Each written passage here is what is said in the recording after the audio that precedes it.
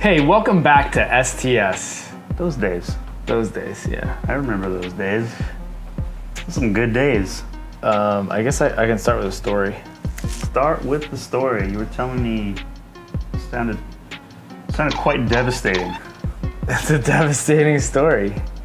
All right, so settle in, folks. Must have been about a month ago. I was feeling restless. So I went out for a little solo session, which always feels really weird because the area I was in, it's like, there's people walking around and stuff. So it's like, I gotta be flumping around everywhere and people looking at me as I'm doing it. Anyways, it's getting dark, so it's dark. I then was like, okay, well, there's this ascent that I really want to prep, and I'd like to, film this and get this done as a project. It's nothing like spectacular, but it was a really fun one to work through, and it had this really cool wall feature on it. And I had done the climb before, but it's like I had it in mind for how to like make it more dynamic and fun. So I went and I started prepping it, and I'm like getting dirty. I like cut my my leg open at one point a little bit. I was like, okay, well. Anyway, I prepped it pretty nicely. Like I just needed to come back and like do the full thing and film it in the daytime. And I was like, cool. I'm like, I have a pretty good plan here. Anyway, I just kind of like kept putting it off, and this like spot is right on the bike path that I bike between my house and the gym, and so I go past it pretty regularly. And I was just the other day I was like biking home from the gym, and I look over and they took the wall feature off the wall. It's gone.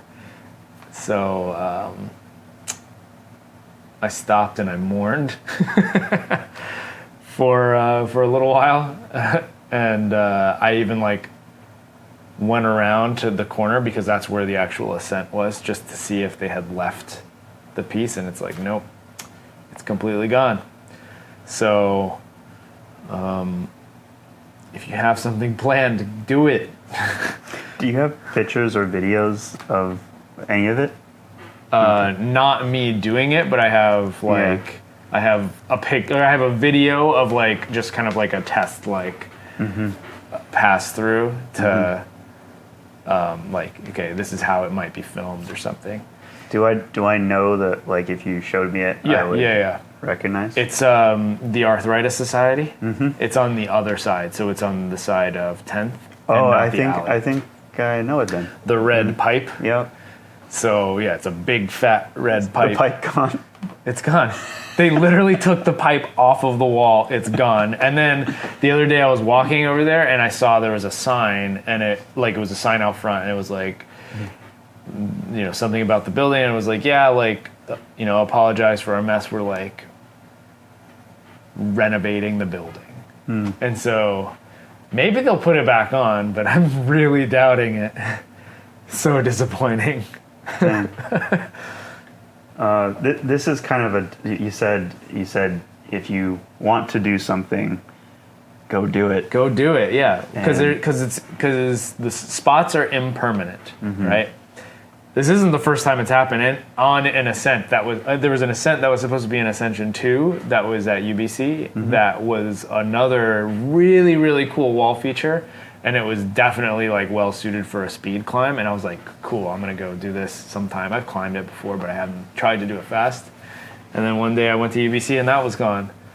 And it was the same lesson I have to learn over and over again, which is if you have something planned, better to just do it sooner, as long as you're prepared for it and you're, not taking excessive risk, than to put it off for another day. Yeah, there's a couple of reasons for that too, but there's this. So this particular case is a little different, maybe, than why some people put stuff off? Because it doesn't sound like it was something that was you were scared to do. No. It was something that you had worked through, and maybe you just needed someone there to get a clip for you. Like, you'd essentially done it. Yeah, I mean, just not like the super dynamic way, but it was not going to be particularly hard for me to get it. Mm-hmm. Like, it might take a few tries to get it like clean and fast, but Yeah. Because I think we've all had stuff where, I mean, I think anyone listening who has done parkour for 10 years or more probably can think of scary challenges that they've looked at. Maybe it's even a frequent spot that they go to that they've looked at and known fully well that they have the physical and technical ability to complete whatever the feat is, but they're lacking the mental, I think, is always the common denominator there. yeah. And you put them off.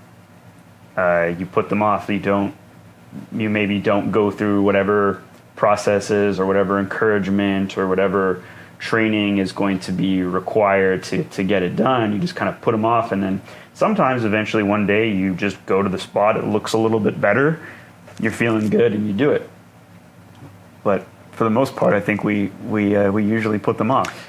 Yeah, I think it's an interesting like balance that needs to be struck between knowing that things are impermanent and like making sure you are being present and like making the challenge happen so that you can walk away and be like satisfied that you did what you set out to do. And then also just making sure that you're prepared for it and not rushing into things. So, I mean, like you said, like a lot of times this happens as a result of lacking the mental capacity or like being able to deal with the fear that you're experiencing that's preventing you from doing the challenge. And so, you know, if I'm with somebody who's like going through that process, you know, sometimes I might encourage them like, hey, listen, like, this will probably be here tomorrow. This will probably be here next week. You know, just, you know, go back, like find another similar challenge that you're more willing to try and do that first and then come back. Or I'll tell myself that. It's like, you know what? I don't need to do this today. Like, I'll come back and, you know, rework it. Maybe go practice something in the gym that's similar or practice something at a different spot outside that will give me a feeling of additional preparation that I might be able to carry into this challenge. So yeah, sometimes that is the right approach is to walk away, but there's always the risk that it's gone tomorrow, or it's under construction, or it's fenced off, or in the case of the gym, we change it. Like we take a wall out, or we put a wall in, and we put something in that like prevents you from doing the challenge. That's happened a number of times for some people here at the gym, and actually this is like an interesting conversation around like gym design and build, and I know you have thoughts on this, and maybe I'll just pose this as a question. What made you decide to build Origins as a spot and not just a fully modular setup? I think like a lot of it is my own psychology around training at parks or gyms.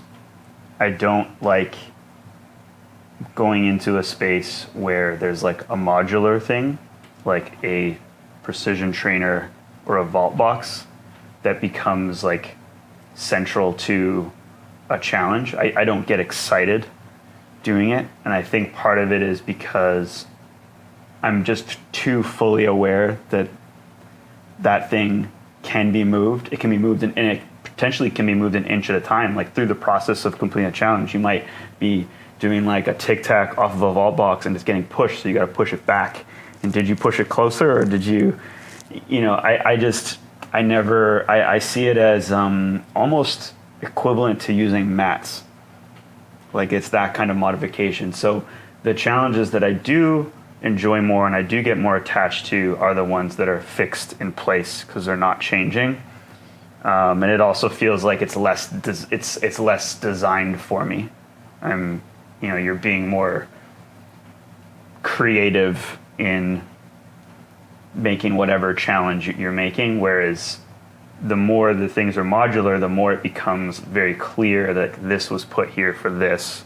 And I mean, you can play around. I'm sure you can play around and do stuff like that with a vault box. You don't. Again, I just said you could tic tac one, so like it's not that it's just designed for vaulting or whatever.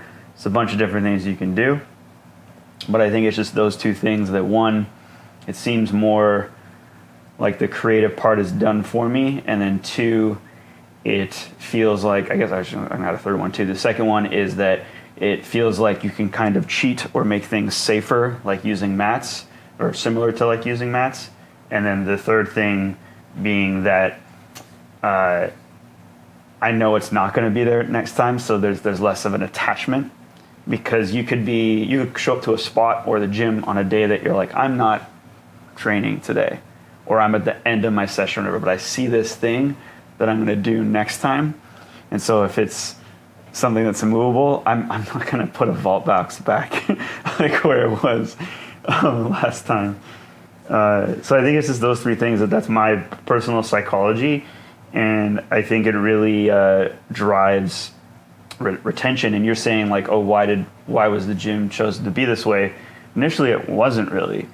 Initially, we had very limited, like we had some bigger areas of like platforms and walls that were fixed, but then we actually relied a lot on vault boxes and things, and then just slowly over time built it out more. Yes. So I still think that at the time, at least in terms of, I mean, there wasn't many parkour gyms actually at the time that Origins was built. At the time, it felt like it was, I guess Tempest was actually very much like a spot. Like there was very little modular stuff. But then on the other end of the spectrum was like Parkour Visions, where almost nothing was fixed. And so it was all modular. And I felt like Parkour or Origins was kind of somewhere in the middle, where there was it was like a basic spot that then could be have some modular elements to it. And I felt like that was a really good balance of like allowing for the potential for facilitating classes, but also have longer term challenges. And I guess I just want to build on your third point there, because with too much impermanence means it's very hard to set goals and achieve things longer term.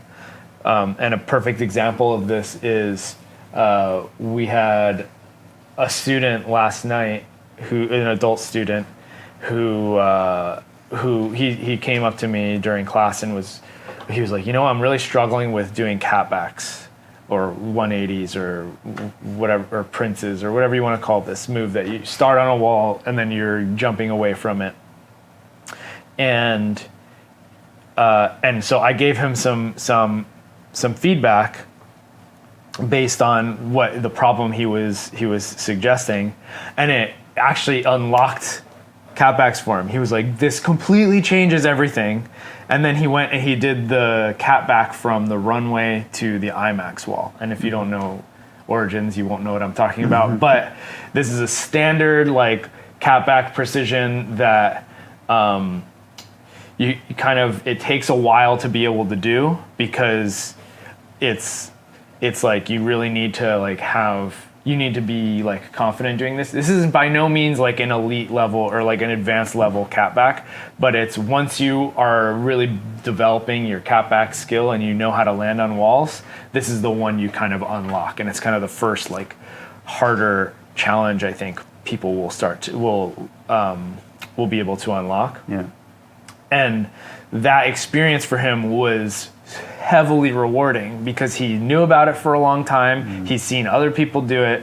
He's tried it himself and has failed for a long time. And then finally, he got the right piece of feedback that was enabled him to unlock it. And he posted it on Instagram, and he said, this is like my biggest achievement, right? And it's so far in parkour, right? So it's with too much impermanence at a spot or in particular a parkour gym, you don't get those types of experiences. But when you have these fixed structures, and this is true for like spots outside, when you have things that are out there in the world that you would really love to try to do, you can put that off for a while. As long as the spot doesn't change, you can put that off for a while, practice, learn, figure out the technique, or develop your output or whatever it is, or develop your mental ability to do something, and you kind of like build on whatever ability that you need to improve on, and then you can take that to the challenge and then accomplish it. And the long-term goals are sometimes the most rewarding ones because you've looked at it for longer. Yeah. I was going to mention this earlier, that the challenges that you leave, particularly like the ones that are, again, strictly just having a mental component that maybe you're not comfortable enough with the skill required to do it, or maybe it's higher, or maybe it's just something really precise. Whatever it is, they haunt you. Yeah. Challenges will haunt you. And it's funny because I think this is part of just me doing parkour for a long time now, where if they haunted me, I had to like eventually do them. Like if it was just something within, like totally reasonable within my skills that I got to do.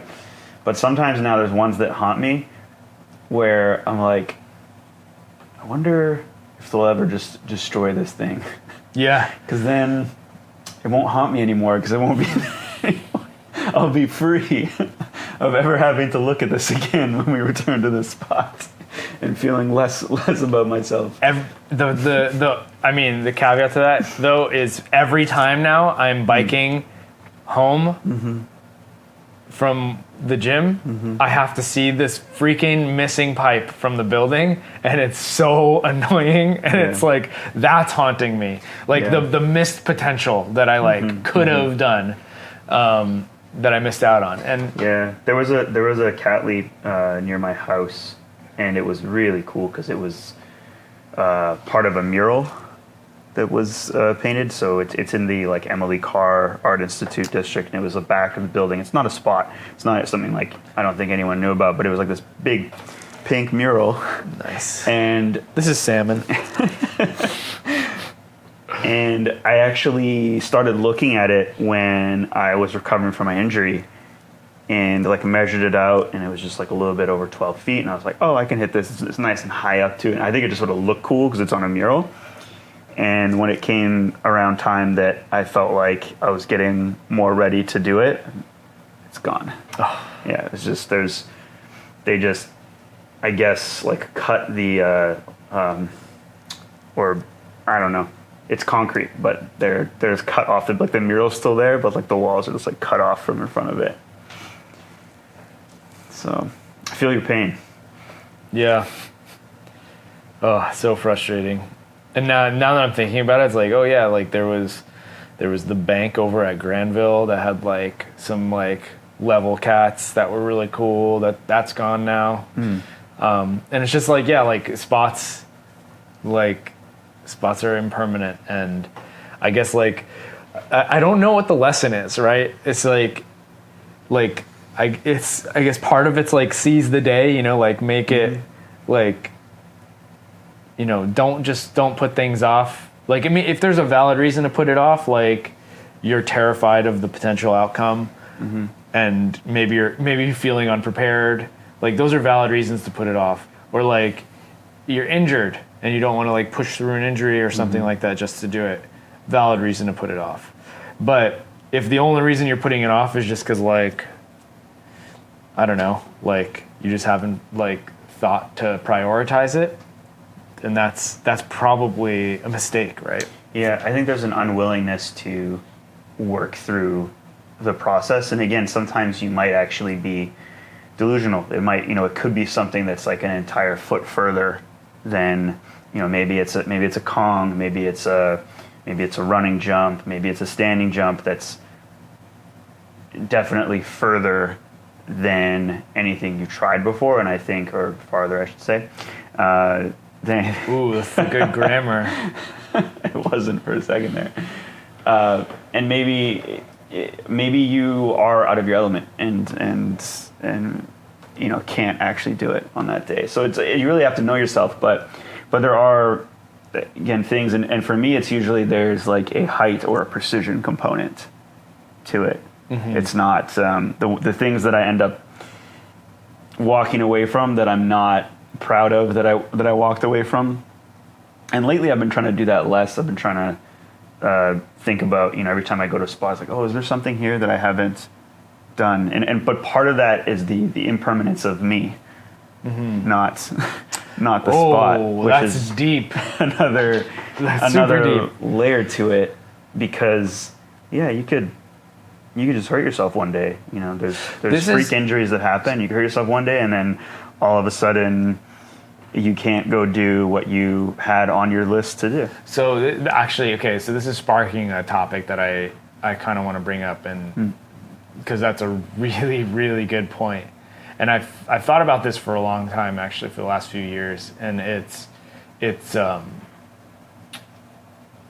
like I like doing parkour for the fun of it, but there's a big part of me that wants to capture everything.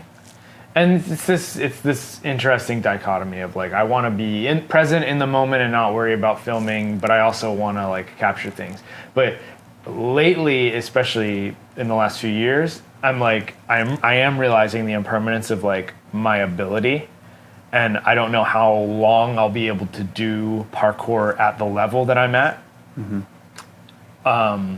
And maybe I get injured, or maybe I'm just not able to jump as far, or not able to like have even the time to like dedicate towards like being a good athlete. So it makes me want to capture everything, and for the purposes of just like documenting, because I love looking back at like what I've accomplished in my parkour career, and being proud of those moments. And then if I do have like, kids or even like talking to like some of the other athletes at the gym, whether they're younger athletes or maybe they're like some kids or something like that, and they're like, yeah, can you Kong Gainer? It's like, here, I could pull up a video from 2014 where I Kong Gainered, and it's like, it's like, yeah, I could do that, and it's like, it's cool that I have these moments that I could reference that and pull it out. But I don't know, like, how do you balance this personally? Do you feel this pressure to constantly document? Are you okay living in the moment, or is there a balance that you're trying to strike? Depends. I mean, you're aware of like a video project that I've been working on forever. Yeah. And the reason I started that, like the real reason I started it is it was 2 years, so it was 2017 is when like I basically started thinking about doing this. I actually was going through my Instagram the other day because I was trying to find a clip for a Sunday session post, and I went all the way back to 2017. Mm-hmm. That's where I found myself, and I found this jump I did, which became a line that I later recorded that I haven't put out yet, and it was January 2017, and it was that I did this plyo, and then there was another one, and then there was a sequence after that. But I just did the first plyo, and I posted it, and I thought, I want to go back and do the whole thing. I think I can do this. And at the time I was thinking, I can do this stuff again, because 2 years before that I had torn my Achilles tendon, and I felt like I'm better than I was pre Achilles tear in a number of ways. Maybe not in like pure like standing jump output, but in every other way that mattered, I was better. So I just felt like I haven't really ever tried to make a video. I've just got clips over time and then kind of compiled something, but I never went out to like make it. So that's kind of how it started. And it was at the end of 2017 when I started filming stuff, and then some of that got reshot. But that's all, other weird parts of the story. I'm trying to do this. But yeah, there is a need to not for everything. So you asked, like, currently, am I trying to document stuff? I mean, I'm trying to document a lot of stuff because I'm trying to brand. but outside of that, in terms of like what it means to me personally, I don't really care. Like, I care about the project. I care about all the clips in that project and being able to put that together as a piece for, like, this is what I was capable of at this point in my life, stuff like that. But no, not everything is like super important. I'm just like, oh, this will make good content, basically. Gotcha. Yeah. Interesting. Yeah. Yeah, because I basically am like 90% of the time that I train, I am trying to, like, I'm not trying to film something, but I would like to have something filmed. And I can live in the moment and, like, have fun, and it's not, I don't feel like this immense pressure, like, oh, I have to film something or else I'm not accomplished or anything like that. But it's more like, if I do something and I like what I'm doing, I generally want it captured because then I want to be able to reflect on it in the potential future. For me, it's, I guess, this will make, this is something that I can do, or that I'm doing in this session. And yeah, like, if I think it's cool, then I'm gonna get someone to record it. Right. But mostly because it's like, oh, I think this will make cool. I don't know. I think I've talked about this before, where when I started parkour, it was like I went to my first parkour jam to film. Yeah. I ended up doing stuff, but I went there to film, and I kind of always see parkour in third person. Like, I rarely even visualize in POV. Like, I can close my eyes and, like, kind of, see myself moving, but I'm so often visualizing the, like, cinematic angle of what something could look like, and that's if someone else is doing something, if I'm doing something, like, that's where I'm seeing parkour through, is like, what's the best angle to capture this movement. Oftentimes too, like, as I'm completing a rep and then, like, getting ready to do another one, I'm seeing it through that way. So yeah, that's, I don't know. Yeah, I think there's probably, like, I guess we're talking a little bit about ego here and everything too. It's just, I guess there's healthier ways about it, but like, I always try to think, like, we go to parkour sessions all the time now, and it's like, yeah, that's a big part of the culture, is, like, recording what you do. This is exactly where I was going to take this conversation. It's such a big part of, like, what the culture is, and it's so different from so many other sports, and even, like, individual sports too, that are similar, like, to parkour. Climbing, skateboarding, skiing, like there's content that exists in all of these sports, but it's like, you go to a skate park and you don't see people just, like, constantly having somebody, like, film a line for them or film a trick. It does happen, but it's way less a part of the culture. Like, there is, like, of course, like, skate parts are, like, a big thing, and, like, they'll bust out the nice camera to, like, get the cool tricks captured. But for parkour, it's like, even the, like, littlest things we're, like, capturing. Yeah. And it's such a, like you said, it's such a big part of the culture. Well, it wasn't always, I think, social media and just a volume approach to content or branding, and I think that's something actually people need to ask themselves too when it comes to social media use, is, like, what is your goal with this? I think some people will record things and then upload it as if it's a journal, and you can usually tell, like, they're pretty low effort in terms of the actual recording and stuff. Some people get a little bit more intricate with it, with their, telling us, oh, from here, and everything. So I think people need to know, like, okay, like, what's the purpose of recording? Because there's definitely, like, some unhealthy headspaces you can get into. For me, and I was actually going to say, because we were talking about parkour culture, but this is a good example. I think it's also scene dependent. So when I went to Montreal, I went and trained 2 days in a row, and the first day, actually both days, was a crew of, like, 8 or more people on a weekday. I was the only one recording anything. and I felt kind of weird about it a little bit, but also not, because it's normalized for me now. And everyone, like, every time I asked someone, they were like willing to, and it wasn't, weird or anything. It's just there was a lot of stuff. Like, there were multiple guys there like better than me, doing better stuff that weren't recording anything, And I don't know if this was like just because sometimes like if I'm drilling stuff or getting reps of something, I'm not going to record it. If it's something new, cool, exciting, I want to record it. And of course, I'm in a different city, so everything's new and cool and exciting. But I was also in this frame of mind where it's like I've been trying to do more content, and if I was like even better, if I was even better at parkour, I'd be able to get more content.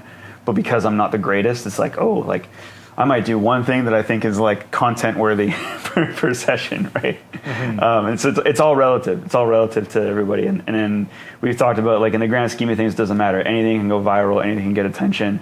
And social media is a volume game, and I'm trying to play the volume game. Eventually, I'd like to play a bit more of the quality game, but yeah. I've given this piece of advice to a number of people where I've heard them be like, "Oh, is this like good enough to post?" Mm-hmm. And I'm always like, shut that. Like I fall victim of this too. Like I'm always just kind of like, I don't know if I want to post this. But usually I just post it anyway. And my advice is usually just like, get rid of that voice in your head that's saying, is this good enough to post? Mm-hmm. And just do it anyway, because you never know what people are going to like. Mm-hmm. And even if it doesn't do super well, whatever your standard is, if it's 1,000 views, 10,000 views, 300 views, I don't know, like in the grand scheme of things, the thing that's holding you back from posting is the ego that's getting in the way of you, like, being afraid of judgment. Mm-hmm. And so I think the people who tend to be successful, of course, are people who are higher level, but also people who are just like unafraid to just try and like just see what works. Yeah. And that's if your goal is success on social media. But even then, like, if you're posting on social media, what's your point here? You know, are you sharing it because you want to share it with like your 5 friends and your family who's watching you, or and like you're just documenting like a journal, as you said? Yeah. Or are you posting this for the wider parkour community to be interested in, or potentially even beyond parkour? And in those cases, or in any of these cases, I think, like, don't let your ego get in the way of sharing. Mm-hmm. So I'm going to ask you, and I have an answer for this for myself after too, but I just want to start with you. What is your... I mean, we already talked about it a bit with like larger projects and be able to show things, but just to kind of like wrap it together, what is your purpose of having an Instagram account that you post parkour on not super regularly right now, but at times quite regularly. More regular. At times quite regularly. Yeah. Okay. So there's the personal journal element of it, which I find to be very. I would say actually that's like my favorite thing about it is that like I could go back and I'll like find something that's like, wow, I did that in 2015. You know, it's just kind of like, it's cool to look back on things like that. So that's one element of it. Another part of it is I like sharing my perspective on parkour through the movements that I choose to do. So like, dive holes, for instance, pretty rare to see people diving through small spaces. Mm-hmm. And so I think I like the idea of influencing culture in that way. Same thing with like ascending or just my take on like the way that I view how to interact with structures. So I like the potential for influencing culture and community. And then there's also just like personal brand development, like, which kind of is alongside the same thing as influencing culture and community, is that, if I'm posting on social media, that potentially opens the doors for opportunities, like being invited to coach at a gathering or to be on a reality TV show or even just I don't know, just like being invited somewhere. It like opens doors when you do those types of things. So yeah, and in general, like by posting my parkour clips, I have the potential to reach more people. And then of like part of my mission in life, I think, is to influence people to do parkour or to like improve at parkour in some capacity. So that's what we're doing here at Origins, and that's what I would like to like part of my legacy to be, which is, I influenced people to either start or improve at parkour. So those are the reasons why I post on social media. I'm not particularly good at it right now. I also haven't been doing any parkour for the last almost a month. Yeah. So my knee's feeling better though, like the last couple days. So I think the water park fun was, it was hurting during it, but the couple days after it's felt pretty good. So anyway, let's hear your answer. Why are you posting on social media? My rant about why I post. So I guess I have to think back to like when I started using social media. Does YouTube count as social media? It does, but like I think for the purposes of this question, I think it should be more around Instagram or like short form media. I'm gonna touch on YouTube real quick, just because that's where it started. Was like sharing video, sharing content. But YouTube back in the day, like when I started using YouTube, it was like semi-frequent. And I think we talked about how it's been an interesting development, like where certain types of content belongs. And in Instagram world right now, it's like if you're doing a workout, that's on the story. I'm not going to post a squat on just a everyday squat, unless it's like a PR that I'm really proud of or something. That'll go as a post. But if I'm just working out, that goes on the story. If I'm drilling parkour moves, that goes on the story. But if I do like a new and exciting challenge, that's a post. And I always kind of feel weird about that. And lately I've been trying to just record as often as I can. It's hard to keep up with. Like, I don't know, I did stuff today, but I didn't like record. I think it's a thing that someone who's really trying to develop their brand or for whatever business purposes, if you can get on that, it's super helpful. But it's a hard habit for me to like I can binge on it. I can go for like a week where it's like I'm pretty much like taking I think last time we did STS, I was like, all right, I'm just gonna take a little picture of the camera, let people know that we're about to record a podcast kind of thing. You get it there right now. So that's, I think, like the tricky thing is trying to get enough volume. But for me, I started on Inception. Oh no, it's not gonna picture up to the okay, picture. Sorry. Okay. So, anyways, long story short, for me, getting into social media and using it, a lot of it was just for like personal, which also is business recognition. So I kind of I'm fortunate that I live a lifestyle and everything where my personal life is very connected to what I do for business and what I'm trying to make a living doing, which is through parkour, through coaching. I'm really past the period where I thought, like that kind of died a long time ago, where I thought I could make a go at using like my parkour abilities for like ads or performances and stuff like that. Interesting enough, like those things have actually happened, but nothing like major and nothing that I'm like, oh, I'm going to pursue this as a career. So for the most part, like when I post now, it's just to be practicing what I preach, essentially, just to show people that I'm doing the things that I talk about on this or whatever saying I do, or if I'm coaching or whatever. And I think it's helpful because I think there's a lot of like parkour business owners that don't really train much or don't train at all or don't practice at all, kind of giving it up, and they just fall into whatever sort of business they're in, but I still do it all the time. And it matters to me that people know that I'm doing it all the time.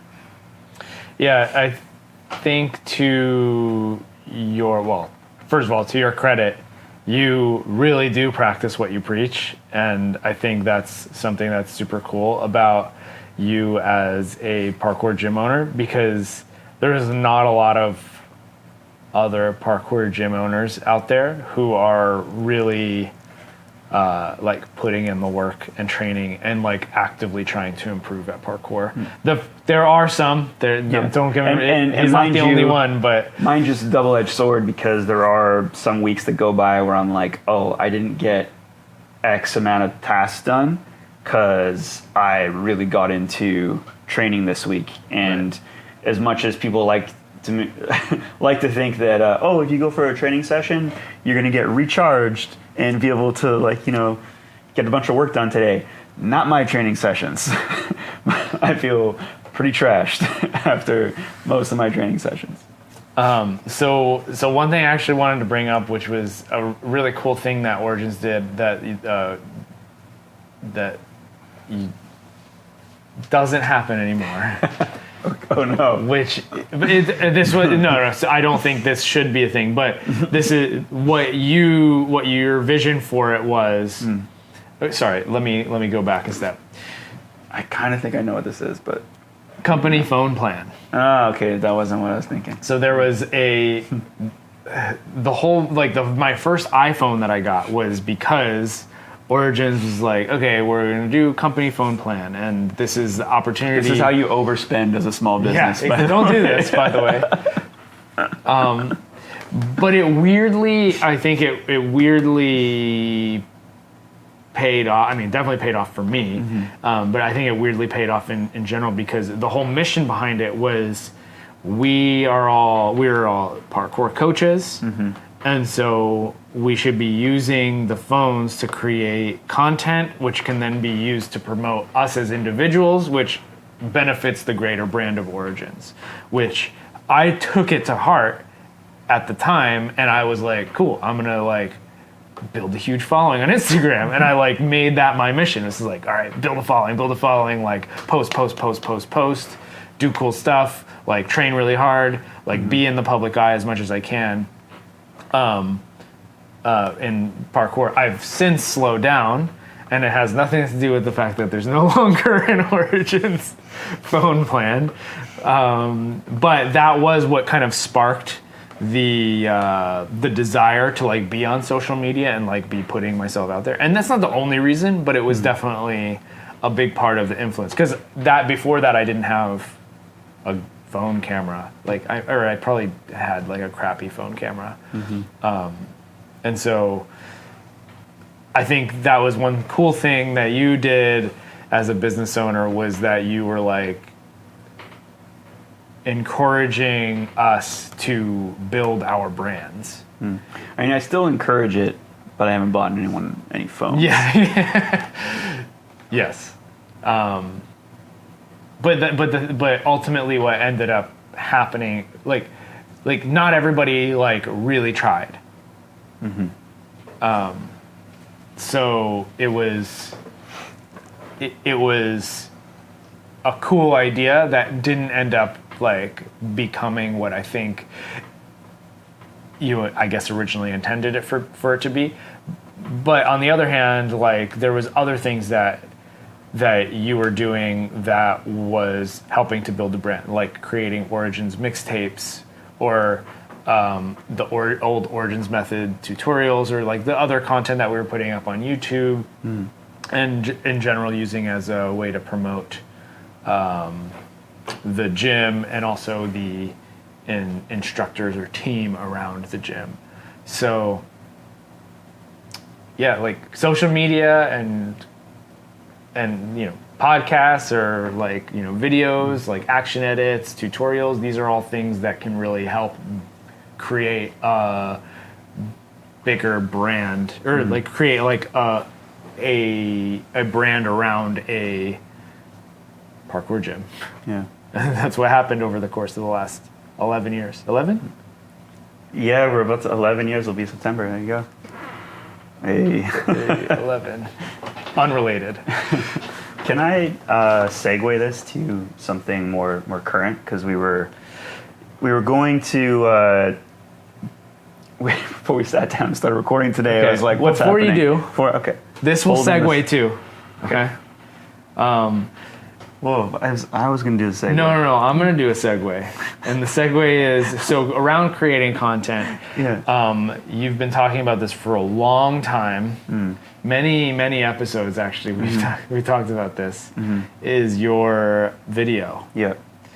Is that going to be done this year? Yeah. It'll. I actually am trying to meet with Mateo. Right. So, yeah, I have a video. Storyteller, who I've been recording this with. Oh, I asked him once. I was like, "You videographer?" He's like, "Yeah." He's like, "Definitely not content creator." And he was like, "Oh, story." I don't know if he was dead serious because he's kind of up there. But, anyways, I'm gonna say. So you're working with a storyteller. Yeah, I'm working with a storyteller. But the funny thing is, I have to meet with him on Monday because part of the meeting is going to be talking about how are we telling this story about this project that took way too long. Because originally it was just going to be like a 4-minute action edit. That's all I wanted to do. But I feel like there's too much in it that I feel like there needs to be. Too much drama happened in the process. Yeah, there needs to be some story. It needs to be a bit of a longer piece. Giving myself a deadline. It's going to premiere at PKBC, which I haven't announced yet, but that'll be the final week of September. And I would love to also submit it for Join or Die. So I still I'm planning to do 1 or 2 more shoots. There are 1 or 2 more things that I want to do, but if I can't get them out of myself, the project does have to be done. It's just kind of like, okay, that's a reflection of how good I am or not, basically. Okay. But I have been having this. I've been saying this, the phrase "now or never" to myself, somewhat frequently.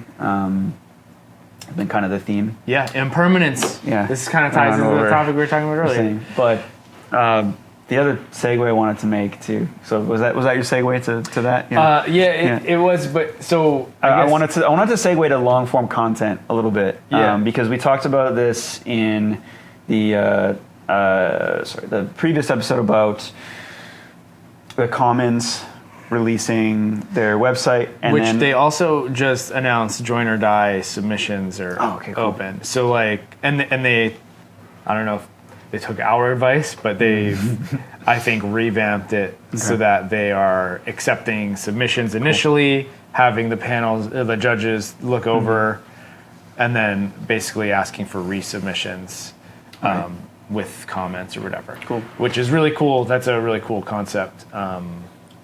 But anyway, sorry, go ahead. One of the points I wanted to make was we were just finished our staff fun day on the other day, a couple days ago, and we were back here having some barbecue, and Ian, who is our resident physiotherapist, was also at the barbecue, and he was asking, is there going to be a summer edit that comes out? And I think he was referring to like mixtapes, but there's one that we called I stopped using the name mixtapes, so there's one that was called like Some Summer or something.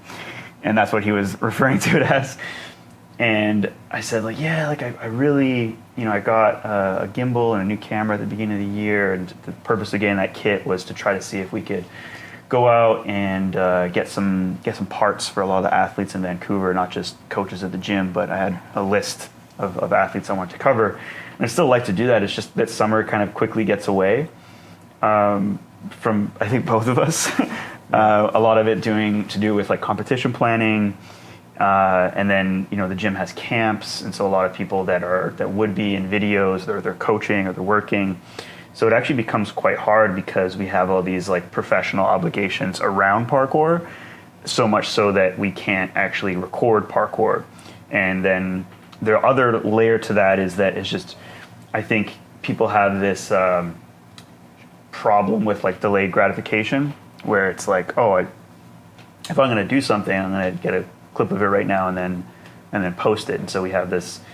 I should credit Jimmy the Giant to promoting this a lot, which was like the Save Your Clips. So I do want to say that this is my favorite thing to do with parkour. Like Instagram is a fun thing, but I much prefer making longer form content and like filming it with like a DSLR and a gimbal maybe or whatever, or even a GoPro, like whatever it is, and just kind of saving it for like a fuller edit. Yeah. Those are my favorite projects to be a part of, and so. So what I was going to say is that, and as I was saying to Ian, is that the motivation for it.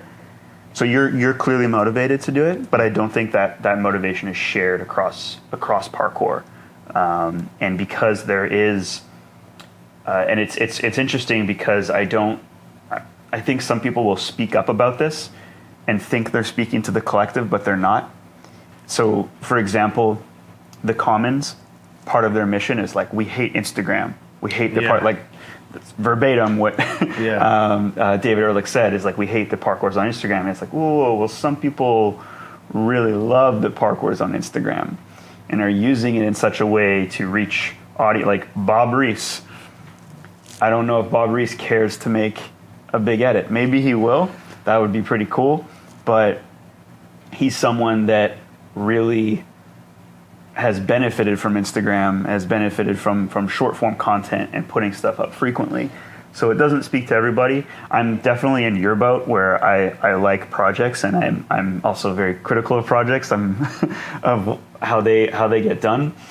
But it is something that I want to see more of. Is definitely more long form. But I understand that there is not a shared motivation to create such things, particularly because you could put something up on YouTube and it doesn't get near as many eyeballs as it does on Instagram, and you could put something up on the Commons website, and I guarantee you it doesn't get as many eyeballs as it would on your Instagram account, because that's a private website that also potentially for some projects is going to have a paywall. Also, Callum had like a Callum tip about this like the other day, where he was saying stay in the parkour bubble, basically like promoting people to like don't go viral, stay in the bubble, because you're submitting yourself to like these weird criticisms. And I feel like he's definitely not speaking to me there either, because I'm at a point in my life where I embrace all of the attention. Like, give me the negative and the positive. It's a bold thing to say for somebody who just like does viral video content on YouTube for a living. Yeah. May need some clarity on that one. His whole career is based on trying to reach people outside of the parkour bubble. I can't put too much stock on Callum tips because I know there's a large grain of sarcasm that goes into those. But I would be interested to have some of his clarity on exploring that topic. I see what he's saying. It's like, it's a valid thing. Like, a lot of the times when, you know, clips do go viral, there's a lot of we'll call them muggles, but you know, it doesn't need to be a derogatory term. There's a lot of people in the comments that are like making fun of parkour, or in the case of if you're a woman, saying like this isn't real parkour, or like saying misogynistic or like hateful comments. Even if you're not a woman, it could be just like really hateful stuff. Like we had a viral post that received a lot of hate from a lot of people, and it on the one hand, like you're gonna if a post does go viral, you're gonna get that hate from a subset of the population, but they're also the most vocal. So like you also might be reaching a demographic that might not otherwise normally see this content, and they're mind blown, and then that makes them like more interested in parkour, either as a fan or potentially as somebody who might want to get into it. Think about when I started parkour. I mean, yours was different because you were introduced by others. Like others were like, hey, like we're doing parkour, come film it.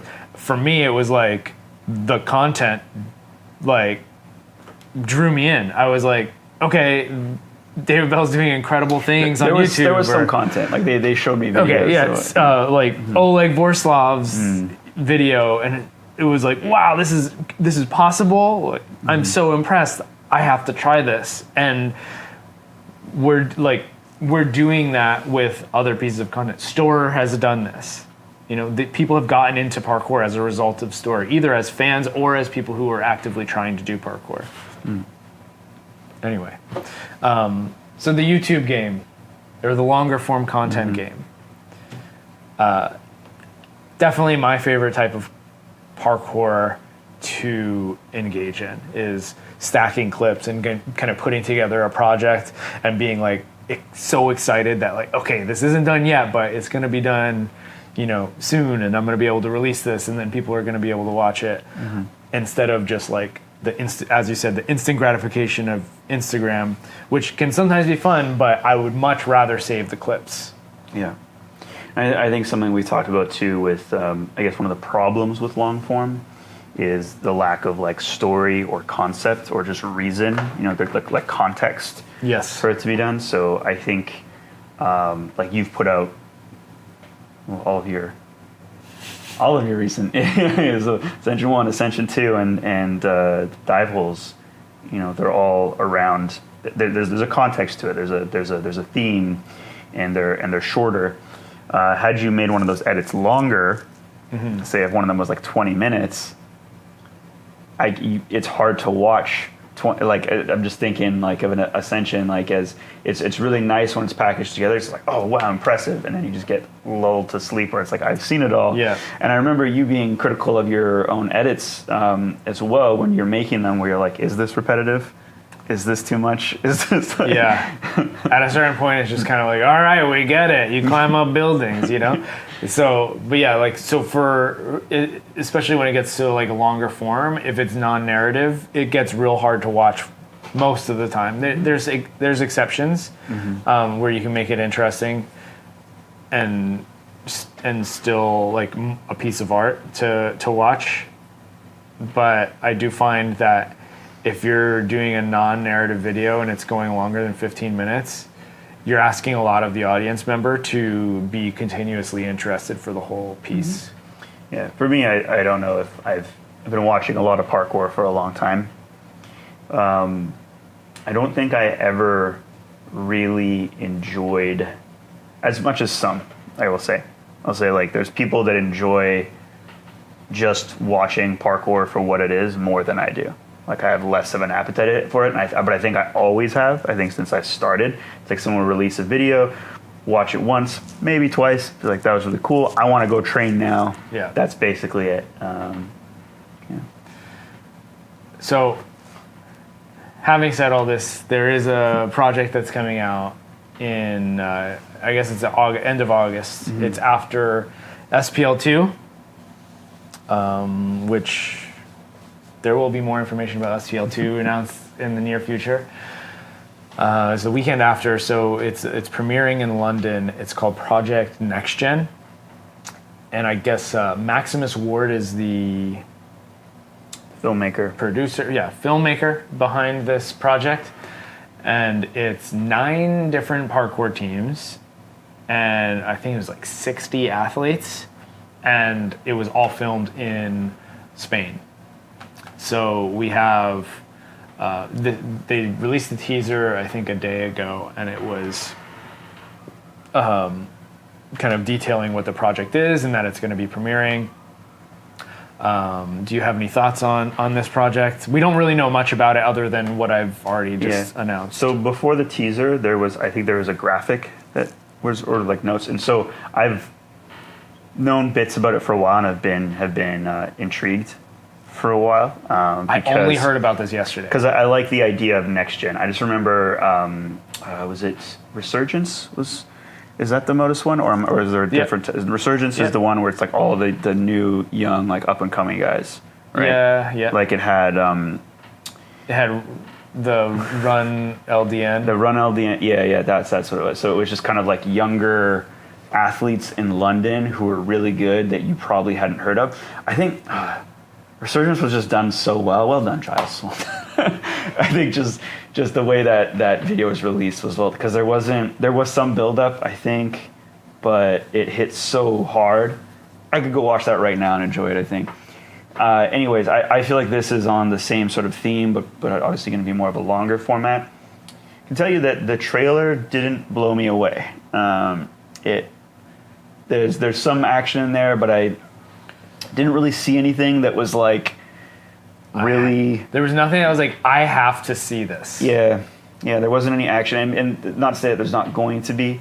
Still intrigued to watch because there has to be some. I mean, some of the teams that are in there are like really like heavy hitters. Yeah, you have to wonder too. Like, has any of it been put up on Instagram yet? You know, have we already seen clips in one shape or another? Because that always softens the impact of that a video can make. I suppose it's possible, but I'm gonna be optimistic and say no. But yeah, the teaser was it was kind of underwhelming. Like it kind of announces, 9 teams, 60 athletes, one city, and that's like that sounds really cool. The first piece of action it shows us is a double cork. And it's just kind of like I don't know, like that was what's a weird special about that double was a cork? weird opener because it's like double cork and then And I then don't know. Like, I'm assuming there was a maybe that line was behind that was like a big deal, or maybe the double cork was just the celebration, and then in which case that's cool. But like, we don't have any context around it. And then more. and then the teased jumps, there was like I don't know, just nothing was like pulling me in. Like, wow, I have to see what happens here. In contrast to like Capstone Swarm, it was like that was a great trailer because it was like, oh my god, he's gonna jump off of that. It was so like I have to see this. Yeah. Whereas this one, I don't know. I'm sure it's gonna be a cool watch, and there's gonna be incredible things that happen in it. But it definitely didn't pull me in any way that makes me like I have to watch it. But I probably will watch it. I'm assuming it will be behind a paywall, but maybe it won't.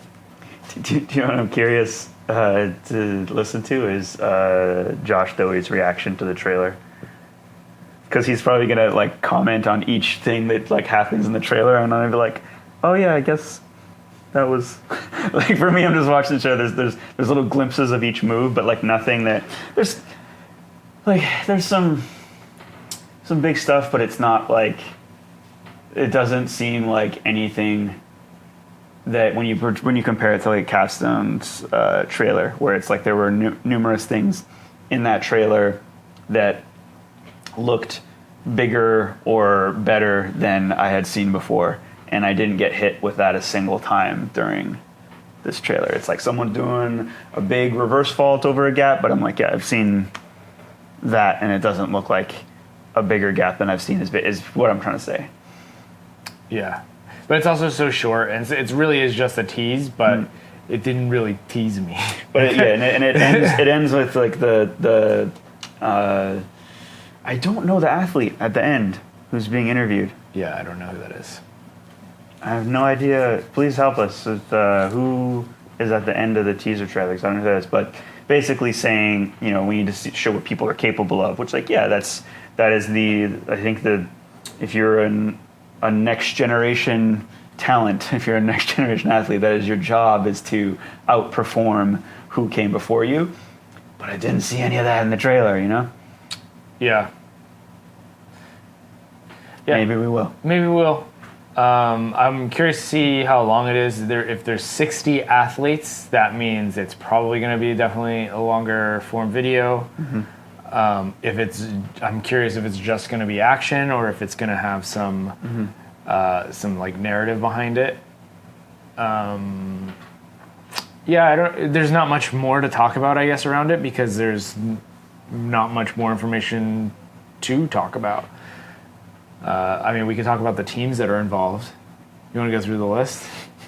You had it up here. There were a couple that I don't know. So we got ones that I do know: Gang Wizzy, Free Running Schlappen. Yeah, Scruffy Boys. I know some of the members, but Pasta Moves. So Blent Crew. I don't know. Crew. I don't know Blent Crew. I don't recognize that flag. That's from Spain. All right. I don't know my flags. Don't know my flags at all. Street Sharks. I have no idea where they're from. Oh, they don't have many posts at all. Yeah. 6 posts. Avanti Garda. Yeah, which also, so we got to watch their recent project, but I don't know when that's coming out or if it's out even. Team Fat, Team Fat, we know. Street Media, and Fifth Unit. And did you say Free Running Schlappen? I did, yeah. Yeah. Oh yeah, and Fifth Unit I know. Yeah, no, so There we go. those are the teams. So there's definitely some heavy hitters in there, some that I am really excited to see, and then obviously there's definitely some of those I've never heard of some of those teams, which is cool because it's putting more of them on the map if they show out. Here's a question for you. What's the age cutoff to be next gen? It's not a real question. I don't have an answer for you. Yeah, I don't know. I mean, I guess anybody who's still practicing right now is part of like the next gen, you know? I was next gen at one point. Yeah, I was too. Weird. Actually, here's a comment challenge. Now we're old heads. Here's a comment challenge, because we had a conversation about this. But here's a comment challenge. How many generations are there in parkour? How many generations are there? And if you can, explain what each generation is. Yeah. Are we gonna try to answer this right now? So my answer was 3. How many generations in parkour? Mm-hmm. Yeah, I think there's more than 3. Okay. Maybe we can talk about that next time. Next time? Give us something to talk about. Yeah. Okay, good.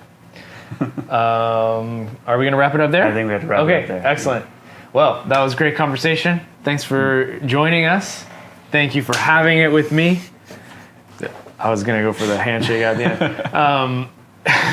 If you like the video, please do like and subscribe. It helps us out. Stay tuned for future episodes and more content on our YouTube as usual. Thanks again.